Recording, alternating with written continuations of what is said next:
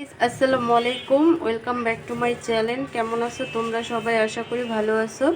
আল্লাহর রহমতে আমি অনেক ভালো আছি। তো গাইস, তোমাদের মাঝে আরেকটি রেসিপি নিয়ে চলে আসছি, বাট এটা রেসিপি না, এটা হচ্ছে বিকালের ঝটপট একটি নাস্তা তৈরি করব এই মুড়ি দিয়ে। আর এই মুড়িটা সবাই কিন্তু খাও, তো আজকে আমি একটু অন্যরকমভাবে মেখে খাবো মুড়িটাকে। আর এটা যে মানে নারকেল দিয়ে মাখা হয় এটা কিন্তু সবাই জানো আর সবাই চিনো। তো আজকে আমি নারকেল দিয়ে মুড়িটাকে মাখিয়ে খাবো। তো তার জন্য দিয়ে দিচ্ছি চিনি।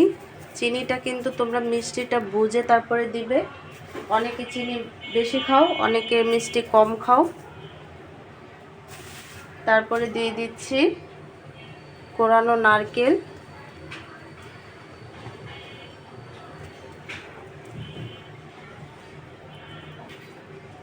নারকেলটা একটু বেশি দিলে ভালো হয়, কারণ নারকেলের উপরেই তো এই রেসিপিটা আর কি খাওয়া হয়।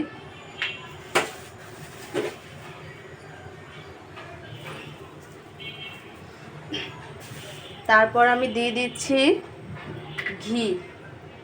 আর অনেকে আর কি ঘি ছাড়াও কিন্তু এমনি মাখে, দেখা গেছে আবার পানি দিয়ে মাখে, কিন্তু আমি ঘি দিয়ে আজকে তৈরি করে খাবো। আর ঘিটা যদি তোমরা না দিতে চাও স্কিপ করতে পারো, কিন্তু ঘি দিয়ে আমার কাছে খুব ভালো লাগে এই রেসিপিটি। আর কি নাস্তাটা অনেক ভালো লাগে ঘি দিয়ে। তো তারপর আমি হাত দিয়ে খুব ভালোভাবে এই নাস্তাটিকে মেখে নেব। তো গাইস দেখো, সম্পূর্ণ মুড়িটা আমি চিনি, নারকেল এবং ঘি দিয়ে মেখে নিছি। তো আরেকটু ঘি আমি দিয়ে দেব। আর ঘিটা একটু বেশি দিলে ভালোই লাগে।